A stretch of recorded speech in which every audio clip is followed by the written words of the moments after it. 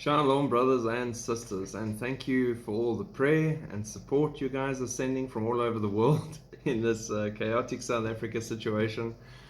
I actually had someone say to me the other day on the channel, you got no proof about this blessings and curses thing. What are you talking about? Lots of nations hate Israel and they're doing just fine. Right, buddy, right.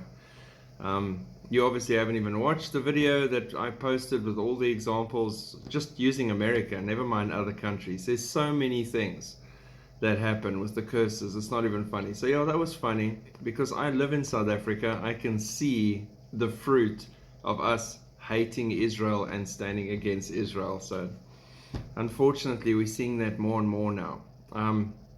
We obviously still have load shedding, which is when they switch the electricity off and tell you to go to bed because they're just going to shed the grid.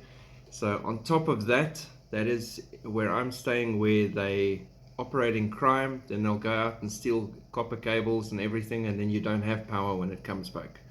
So then a 2-hour to 4-hour shift, depending on the schedule, turns into an all-night to 24-hour shift, which is what's currently happening. And then they never maintain anything because of corruption, and nobody does their jobs. They just get the big salaries and go home, and nobody does anything. So everything is failing. The infrastructure is falling apart. We've got that happening as well. And then they're working with the police for crime, because when the power is out indefinitely, which they make happen, like it's been happening now, then they go out and they hit as many houses and businesses as they can because alarm systems are off, power's off. They're working with the police don't respond, and when you make a case afterwards, they open the case and close the case within 2 hours sometimes of each other and say done. So it's an evil system, and it's becoming more corrupt and broken by the day. And unfortunately, not having Jesus in their lives, they don't realize that the more they do this, the worse it becomes, to a point of no return. Now we've passed that point of no return. So it's the fruit of the country. And that being said, and as bad as it gets, God is in control and He looks after His people. We are tired and frustrated without water and sleep and things like that, and it gets crazy, and we have to run around and do what we can, where we can, for who we can, how we can, which we will continue doing as long as we're here until the Lord picks us up. But yeah, this is coming to everyone as a system of control. And I've said before, many countries have got different projects. Canada is euthanasia, and you know, up in Europe, and I think it's Sweden, where they're working on the chip, that everybody's got his project. South Africa's project is removing the power to control the population and rampant corruption. So yeah, it's all falling together for the end times. It's not going to be a pretty place when this all goes down. But that being said, enough ranting from my side. We have a short gap of power right now, and I am jumping up even in the middle of the night and trying to get some content out to you guys so that you can stay updated as I get little snatches of power when they do happen, because all our devices become flat. Yeah, it's crazy. Batteries just run out.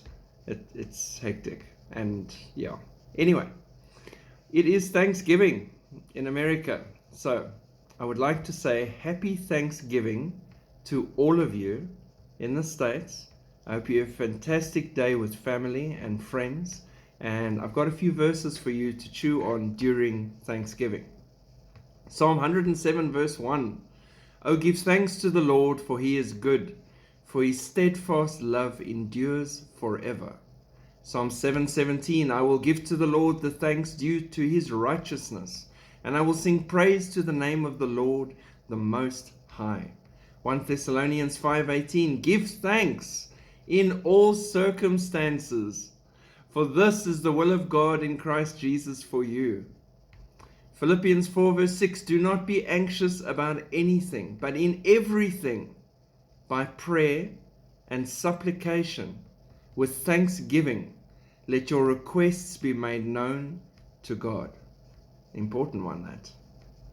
Colossians 3:15. And let the peace of Christ rule in your hearts, to which indeed you were called in one body, and be thankful.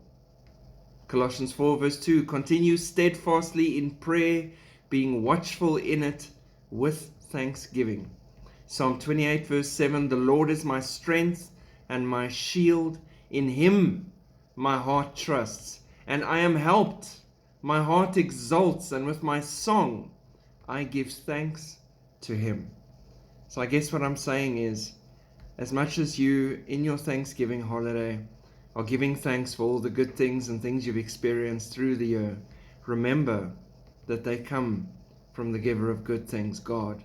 And he is looking out for you, and he knows your path right to the end of the race. Be thankful that we are saved. Be thankful for the cross. Be thankful that he is working on lost loved ones and friends. Be thankful that he tarry, that he can save more souls and make the harvest even bigger. Be thankful that we are soon leaving with harpazo, the rapture, to be with the King for all time. Have a fantastic day. Do not join all the crazies tomorrow on Black Friday to do the exact opposite of Thanksgiving. Stay home, be peaceful, spend time with the Lord, be thankful, be good, shine your light. Shalom. I will update as and when this crazy situation allows.